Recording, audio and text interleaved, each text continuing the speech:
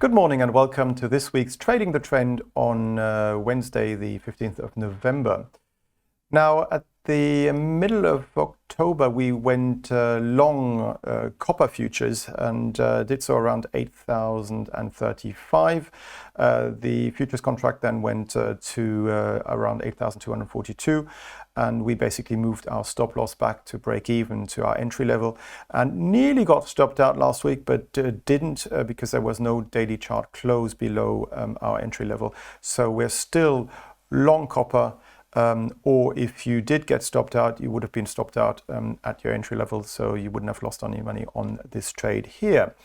And we had another position on just a few weeks ago with regards to natural gas. And at the beginning of November, we wanted to continue to go long here with natural gas because, after all, the trend was pointing up. But unfortunately, on this trade, we did get stopped out at $3 and just below $3.15, I believe, here. So that trade got us a loss, and that long is no longer valid now. Which brings me to this week's Trading the Trend, and we have, I believe, a new uptrend in place for euro-dollar. So therefore we can go long the euro-dollar chart. And the reason for this is that we've left this July to October downtrend channel, retested it twice until the beginning of November. And now we've had a series of 3 higher highs and 3 lower lows. So that's the definition of an uptrend.